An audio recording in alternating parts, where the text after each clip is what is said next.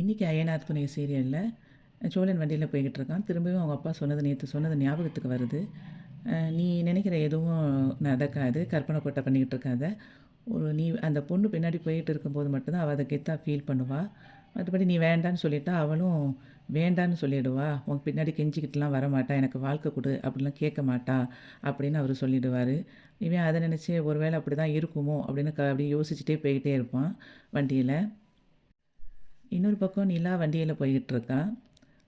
நிலாவுக்கு சேரனா பேசுனது ஞாபகத்துக்கு வரும். அது என்னென்னா, இந்த கல்யாணம் எப்படி வேணாலும் நடந்திருக்கலாம், ஆனால் நீங்கள் 2 பேரும் மனசால் அதை ஏற்றுக்கிட்டு நல்லபடியாக வாழ்வீங்கன்னு நாங்கள் ஆசைப்பட்டோம். நீ இந்த வீட்டுக்கு வந்த பிறகு தான் எல்லா நல்ல விஷயங்களும் நடந்திருக்கு. அதே மாதிரி என் தம்பிக்கும் உன்ன மாதிரி ஒரு பொண்ணு கிடைச்சா நல்லா இருக்கும்னு நான் நினச்சேன் அப்படின்னு சொல்லிட்டு ரொம்ப ஃபீல் பண்ணி நிலாக்கிட்ட பேசியிருப்பார். அதுதான் அவளுக்கு ஞாபகத்துக்கு வந்துக்கிட்டு இருக்கும்.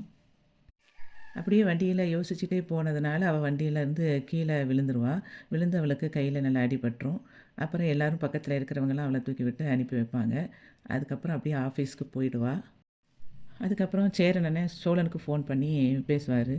பேசிவிட்டு, ஏன்டா நீ நேற்று அவளுக்கு டிவோர்ஸுக்கு சம்மதம் சொன்னேன் அப்படின்னு சொல்லிட்டு அவளை திட்டுவார். நீ நீங்கள் 2 பேரும் சேர்ந்து வாழணும்னு தானே நாங்கள் ஆசைப்பட்டோம், அப்படி இருக்கும்போது நீ ஏன் கொடுத்த அப்படின்னு திரும்பியும் அவருக்கு கோவத்தில் ஏசுவார். அதுக்கு சோழன் சொல்லுவான், அவள் டிவோர்ஸ் வேணும்னு அடம் பிடிக்கும்போது நான் என்ன பண்ண முடியும், அதனால் எனக்கு நான் கண்டிப்பாக அவளுக்கு கொடுக்கணும், அவளும் அதில் கஷ்டப்பட்டுகிட்டே இருக்கிறாங்கிறதுக்காக தான் நான் டிவோர்ஸ் கொடுக்குறேன்னு சொல்லிட்டேன் அப்படின்னு அவர் சொல்லுவான். அதுக்கு சேரனன்னு சொல்லுவான், அப்போ உனக்கு டிவோர்ஸ் கொடுக்குறதுல ஓகே தானா அப்படின்னு சொல்லி கேட்பார். அதுக்கு சோழன் சொல்லுவான், இல்லை எனக்கு ஓகே எப்படி இருக்கும், எனக்கு அதில் இஷ்டம் கிடையாது அப்படின்னு சொல்லி சொல்லுவான். அப்போ ஏன்டா திரும்பியும் கொடுத்த அப்படின்னு சொல்லி ஏசுவார் சேரன். அதுக்கு சோழன் சொல்லுவான், நான் கொடுக்காட்டா தேவையில்லாமல் என் மேலே வெறுப்பு தான் அவளுக்கு வரும். இப்போ நான் அவளுக்கு டிவோர்ஸ் கொடுக்கறதுனால அவளுக்கு என் மேலே கொஞ்சம் விருப்பம் தான் இருக்கும் அப்படின்னு சொல்லி அவன் சொல்லுவான். அதுக்கு சேரன் சொல்லுவான், இல்லை அவன் நீ விரும்பி தான் அந்த டிவோர்ஸை கொடுக்குற அப்படின்னு அவன் நினைக்கிறா அப்படின்னு சொல்லி சொல்லும்போது, இல்லைண்ணா அவள் இப்போ நான் கொடுக்காட்டா அவள் அதுக்கு வேறு மாதிரி பேசி என் மேலே கோபம் தான் பட்டிருப்பா. இப்போ நிச்சயமாக அவளுக்கு என் மேலே ஒரு சாஃப்டான ஒரு இதுதான் என் மேலே ஒரு அபிப்பிராயம் இருக்கும். கண்டிப்பாக அவள் என்னை ஒரு நாள் என்கிட்ட அவளோட லவ்வை ப்ரப்போஸ் பண்ணுவா, நான் ப்ரப்போஸ் பண்ண வைப்பேன் அப்படின்னு சொல்லி சேரன்கிட்ட சொல்லுவான். அதுக்கு சேரன் என்ன சொல்லுவான், ரொம்ப சந்தோஷம்டா, அந்த மாதிரி ஒரு நடந்தால் எனக்கு ரொம்ப சந்தோஷமாக இருப்பேன் அப்படின்னு சொல்லி சொல்லுவான். ரப்பர் பேண்டில் 2 பக்கமும் 2 பேரும் சேர்ந்து அந்த பக்கமும் இந்த பக்கமும் இழுத்துக்கிட்டு இருந்தோம்னா ரப்பர் பேண்டு அந்துடும். அதனால் ஒரு பக்கம் யாராவது லூஸ் விட்டால் அந்த ரப்பர் பேண்டு அந்து விழாமல் இருக்கும். அந்த மாதிரி தான் இப்போது நான் ரப்பர் பேண்டில் ஒரு பக்கத்தை அவளுக்காக நான் லூஸாக இருக்கிறேன்.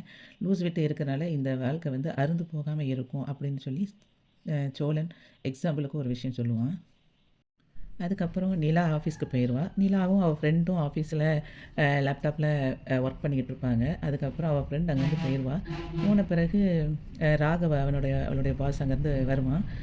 வந்துட்டு நிலா கிட்ட நிலா அதில் உள்ள லேஅவுட்டை இப்போ உங்களுக்கு காட்டுறேன் அப்படின்னு சொல்லிட்டு அந்த ப்ராஜெக்டை காட்டிக்கிட்டு இருப்பாள். அவன் அதுக்கப்புறம் நிலா கிட்ட சொல்லுவான், நம்ம 2 பேரும் ஒரு காஃபி ஷாப்புக்கு ஈவினிங் இங்கே ஃப்ரீயாக இருந்தால் போகலாமா அப்படின்னு சொல்லி கேட்பான். அதுக்கு நிலா சொல்லுவா, இல்லை நம்ம இங்கேயே காஃபி குடிச்சிட்டு இங்கேருந்தே டிஸ்கஷன் பண்ணலாம் அப்படின்னு சொல்லி சொல்லுவாள். இல்லை ஈஸியாக கொஞ்சம் ஃப்ரீயாக இருக்கும் வெளியே போனான்னு சொல்லி கேட்பா. இல்லை எனக்கு வீட்டில் கமிட்மெண்ட் இருக்குது அப்படின்னு நிலா அதுக்கு சொல்லிடுவா. உடனே ராகவும் அப்செட் ஆகி அப்படியே போயிடுவான். இதை பார்த்துக்கிட்டு இருந்த நிலாவோட ஃப்ரெண்டு நிலாக்கிட்ட சொல்லுவாள், ஏன் ராகு கூப்பிடும்போது நீ வெளியே போகலை, போயிட்டு வர வேண்டியதானே அப்படின்னு சொல்லி சொல்லுவாள். அதுக்கு நிலா சொல்லுவாள், இல்லை 1 ஹவர் அதுக்காக வேஸ்ட் பண்ணிவிட்டு நான் இருக்க முடியாது, நான் டே அண்ட் நைட் ஒர்க் பண்ணிக்கிட்டு இருக்கேன், அதனால் டைம் வேஸ்ட் பண்ண முடியாது என்னால் அப்படின்னு அவள் ஃப்ரெண்டுக்கிட்ட அவள் சொல்லிவிடுவாள். அதுக்கப்புறம் பாண்டியோட கடையில் வானதியும் பாண்டியும் பேசிக்கிட்டு இருப்பாங்க. அப்போது வானதி சொல்லுவா, உங்கள் கடை திறப்புலவுக்கு வந்திருந்தாங்களே சந்தா, அவங்கள தான் உங்கள் அண்ணன் கல்யாணம் கட்ட போகிறாங்களான்னு கேட்பாங்க. ஆமாம் அப்படின்னு சொல்லி இவன் சொல்லுவான் பாண்டி. அந்த டைமில் அப்போ அவங்களுக்கு கல்யாணம் முடிஞ்சிருச்சுன்னா அடுத்தது நமக்கு தானே அப்படின்னு சொல்லி அவள் கேட்பா. வானதி சொல்லுவாள். அதுக்கப்புறம் உங்கள் வீட்டில் மொத்தம் எத்தனை பெட்ரூம் இருக்குது, 2 தானே அப்படின்னு சொல்லி சொல்லுவாள். அதுக்கு அவன் பாண்டி சொல்லுவான், ஒரு ரூமில் நிறைய பழைய பொருட்கள் தான் இருக்குது எல்லாமே, அதனால் மொத்தத்தில் ஒரு ரூம்பு தான் இருக்கிற மாதிரின்னு சொல்லிட்டு பேசிகிட்டு இருப்பாங்க. அப்போ மாடியில் ரூம்பு கட்டினா அதில் நம்ம தான் இருக்கணும் அப்படின்னு அந்த மாதிரி அவங்க 2 பேருக்கும் இடையில கான்வர்சேஷன் போய்கிட்டு இருக்கும். அதுக்கப்புறம் கடையில் அவன் வேலை பார்க்குற கண்ணா வந்து வெளிய நின்னு பார்த்துக்கிட்டே இருப்பான். அப்போ பாண்டி கேட்பான், "ஏன்டா வெளியவே நின்னுகிட்டு வேடிக்கை பார்த்துக்கிட்டு இருக்கிறேன்னு?" சொல்லும்போது, "இல்ல, இன்னைக்கு என்னன்னா ஒரு வண்டி கூட அந்த வேலை பார்க்குறதுக்குன்னு வரவே இல்லையே! அத தான் யோசிச்சுக்கிட்டு இருக்கேன்." அப்படின்னு சொல்லுவான். "நமக்கு இங்கேயும் ஏகப்பட்ட வண்டி இருக்கு. இத முதல்ல நம்ம வந்து ரிப்பேர் பார்க்கறதுக்கே டைம் இல்ல. நீ எதுக்கு அத பார்க்குற?" அப்படின்னு சொல்லி பாண்டி கேட்பான். அதுக்கு கண்ணா சொல்லுவான், "இல்ல, நீ இன்னிலேருந்து தான் முதலாளியா இருக்கிற. அப்போ நம்மளுக்கு இன்னிலேருந்து ஏதாவது புதுசா வேலை வராதான்னு சொல்லி நான் பார்த்தேன்." அப்படின்னு அவன் ஃபீல் பண்ணி சொல்லிட்டுருப்பான் கண்ணா பாண்டிகிட்ட. அதுக்கு வானதி சொல்லுவா, "உங்களுக்கு வந்து கடைய திறந்து வச்சது யாரு? உங்க அண்ணி தானே? நான் திறந்து வச்சிருந்தா இந்நேரம் உங்களுக்கு வந்து ஏதாவது ஒரு ரிப்பேருக்குன்னு சொல்லிட்டு ஆட்கள் பார்க்கறதுக்கு வந்திருப்பாங்க." அப்படின்னு ஃபீல் பண்ணி சொல்லிக்கிட்டு இருப்பான். உங்க அண்ணியோட ராசி அப்படிங்கிற மாதிரி குறை சொல்லிக்கிட்டு இருப்பா வானதி. அப்படி சொல்லிக்கிட்டு இருக்கும்போதே 2, 3 பேர் வந்து நெறைய பேர் வண்டிக்கு ரிப்பேர் பார்க்க ஒண்ணு ஒண்ணா ஒரு காரணம் சொல்லிட்டு வந்துட்டுருப்பாங்க. அப்போ உட்காந்து வானதி வந்து அப்படியே ஒரு அப்செட் ஆகி நார்மலா இருப்பா.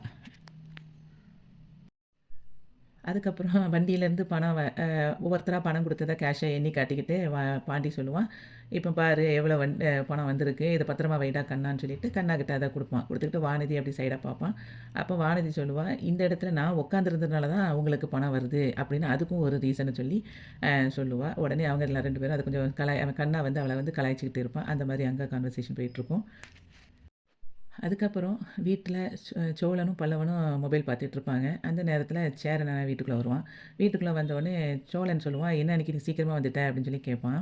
அதுக்கு சேரன் சொல்லுவான், "நான் இன்னைக்கு எங்க மேஸ்திரியோட பையனுக்கு வந்து காது குத்து" அப்படின்னு சொல்லுவான். அது என்னது மேஸ்திரியோட பையனுக்கு காது குத்தா?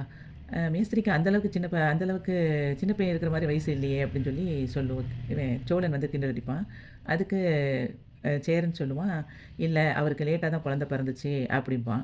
"அதனால நான் கிளம்பி போறேன்டா" அப்படின்னு சொல்லிட்டு ஃபங்ஷனுக்கு போறேன்னு சொல்லிட்டு வேகமா கிளம்பிக்கிட்டு இருப்பான். அப்போ இவன் சோழன் சொல்லுவான் பல்லவன்ட்ட, "எனக்கு இந்த விஷயம் நம்புற மாரி தெரியலையே அண்ணன் பண்றத பார்த்தா" அப்படின்னு சொல்லிட்டு இவங்க 2 பேரும் டவுட்ல பேசிக்கிட்டு இருப்பாங்க. அதோட இன்னைக்கு ஐயனார் துணை சீரியல் முடிவடைந்தது. வீடியோவுக்கு ஒரு லைக் குடுத்து சேனல சப்ஸ்கிரைப் பண்ணுங்க. நன்றி.